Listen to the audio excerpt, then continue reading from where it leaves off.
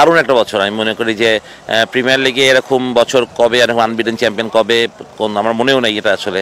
But সত্যি কথা এই পারফরমেন্সের পিছিয়ে সবটাই প্লেয়ারদের আসলে সো পজিটিভলি ওরা সবকটা ডিসিশন নিয়েছে। আর ওরা যদি পজিটিভ না থাকতো বা ওরা যদি এই ডিসিশনগুলোকে না ঠিক রাখতো তাহলে হয়তো বা প্রবলেম হতো। বাট ওরা সবাই খুব স্পোর্টিংলি নিয়েছে, যাবনি চ্যাম্পিয়ন হোক সেটাও সবাই ওরা চেয়েছে যে এই টিম চ্যাম্পিয়ন হওয়া উচিত। তো সবাই স্যাক্রিফাইস হয়েছে। I am thanks to them, তাদের এই স্যাক্রিফাইসের জন্য, যে তারা অনেকেই ইয়াংস্টার ম্যাচ খেলতে পারেনি। I feel for them, but end of the day যে টার্গেটে আমরা টিম করেছিলাম সেটা পেয়েছি, সেটা অ্যাচিভ হয়েছে। আই ফিল যে পুরো dressing room was very very happy.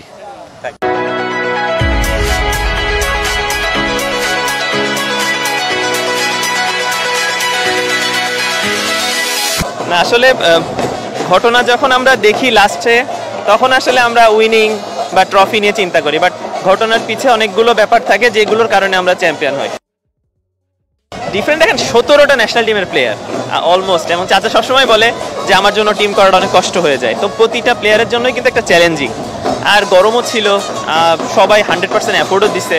আর আসলে অ্যাটিটিউডটা চাচা সবসময় বলে যে অ্যাটিটিউডটা 100% হওয়া উচিত, কমিটমেন্টটা 100% হওয়া উচিত, যেটা আসলে আমাদের প্লেয়ারগুলো রাখতে পেরেছে।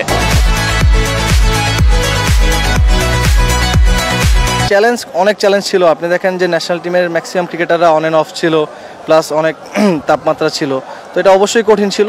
তো আমি বলবো যে অ্যাজ এ প্রফেশনাল ক্রিকেটার আমাদের টিমে যারা খেলেছে সবাই সেই মানে গাছটা শো করেছে মাঠে, যে না আসলে আমরা আমাদের যে কাজটা আমরা সেটা ঠিকভাবে করব।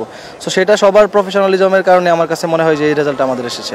না, এটা তো দারুণ একটা ব্যাপার আসলে। লিস্টে ক্রিকেট মানে ঘোষণা হওয়ার পর থেকে মনে হয় এটাই প্রথম যে আনবিটেন চ্যাম্পিয়ন হলাম আমরা। বাট আমাদের টিমটা এরকমভাবেই বানানো হয়েছিল যে আমরা যেন ম্যাক্সিমাম ম্যাচগুলো জিততে পারি প্রথম রাউন্ডে, এবং সেটা আমাদের সব প্লেয়ারের মানে তাদের কম্বিনেশনের কারণে এবং তারা কন্ট্রিবিউশন যেভাবে করেছে আমাদের টিমকে, তো সেই সাপোর্টটাতে আমার মনে হয় যে এই সাকসেসটা এসেছে।